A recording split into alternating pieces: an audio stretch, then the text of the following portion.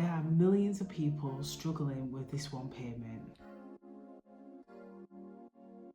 Hi, I'm Cheryl and welcome to Money for Mums, where we share tips, deals and knowledge to help you with your future payslip. There's a lot to talk about, let's get started. Energy debt, it's something that's happening behind the scenes but no one's talking about it. What's really worrying is the speed at which this is happening. So firstly, what is energy debt? Energy debt happens when you fall behind on your gas or electric bill. It can often happen due to a number of reasons, life events such as a job loss, illnesses, but it can also be due to the economy. And recently, millions of people have been falling into energy debt since lockdown. Before lockdown, the total owed to energy debt was £1.45 billion. However, now in recent years, it has now grown to over £5.5 billion, which is a record high of. This means that the average arrears are £2,000 for electric and £1,600 for gas. I'm sure you're wondering, how did this happen? Well, due to the current economy, with such a huge increase in inflation in recent years, what's been found is that a lot of people are struggling to make those payments, and it's shown even by the method to make the payments. A lot of people are actually using credit cards to make those payments rather than cash and using debit cards. Because the economy is so expensive right now, the general cost of food, the rent prices have gone up, the mortgages, general cost of living, people end up missing bills, sends them into a downward spiral. What happens is the bills are often missed and then the debt builds up, and then the energy provider often moves them onto a more unaffordable tariff. The debt builds up more and more and more. So what can we do to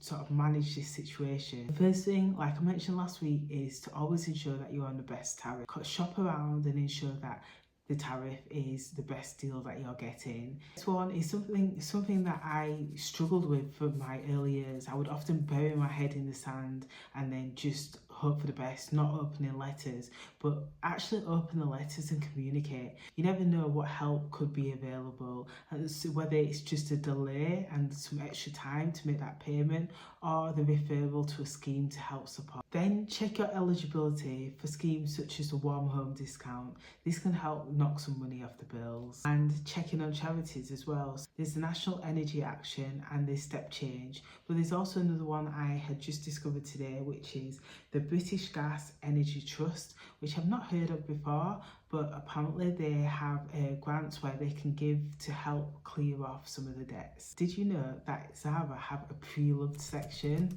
I didn't either. I was just having a browse on their website and then I spotted pre-love and I was like, wow, this looks cool.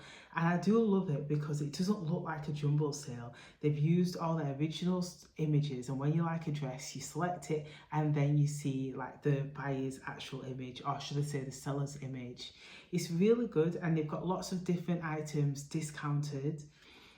And I think this is almost like a bit of competition with places like Vinted or even Facebook. Is this a new wave where the high street are actually going to start having their own pre-loved section? I know in IKEA they have like a hand section. I've seen this with clothes, so this is really cool. The discounted prices for the items. And it tells you a few key factors as well. So they describe the condition of the item, but it doesn't include any fees. You're able to find out a bit more about the buyer and also about the clothing. So it tells you the year of purchase, so you can see like what season your clothes was from.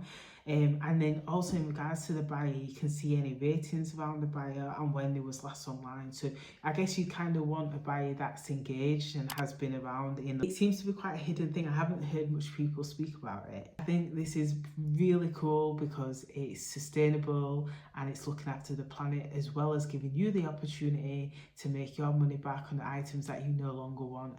I've mentioned yesterday how pensions are something that I'm really passionate about, and it's something I'm proactively learning. And over the last day or so, I've been starting to share a little bit more around pensions, and we're starting with the real basics. Today I wanted to add on a bit from yesterday. In the UK, you are auto-enrolled to the workplace pension, And this means that you have to pay a minimum of 5% towards your pension, whereas your employer has to pay a minimum of 3% to your pension. This means every month you're paying 8% towards your pension, which is great. But did you know that you can go one step further and there's an option to employer matching?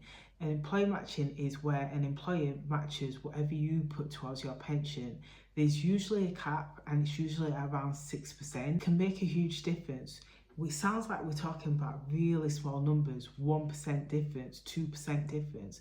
But let's walk through an example. So let's say, for example, you're on £30,000 a year and you contribute £1,500 towards your pension, whilst your employer contributes £900 towards your pension because they contribute 3% and you contribute 5%. This means the total would be £2,400 towards your pension. However, if you decide to go 1 year, actually, I want to max out my pension, I want to put 6% towards my pension, the employer is happy to match. This means that you're contributing £1,800 a year towards your pension, and your employer is also contributing £1,800 towards your pension, which then means throughout the course of 1 year, you have contributed £3,600 towards your pension in comparison to £2,400 towards your pension, which is an extra £1,200. Whilst it sounds like it's only an additional £1,200, if we think about that over the course of 10 years, and then we think of it over the course of compounding, it's a lot more money. So what can we do to ensure that we are taking advantage of these schemes? I think there's a few things. When we're looking for roles, I think we should always consider what the benefits package is and consider the pensions as well. Not only consider your salary, but also consider what the pension scheme is. Like, what does this look like? Is it 3%? Is it a minimum? Do they match? Asking those questions. And then we can also try and keep our bills as low as possible. When we keep our bills as low as possible, we're able to contribute things that I used to call baby budgets, but now I think I call them mini budgets. I'm going to London next week for a work trip.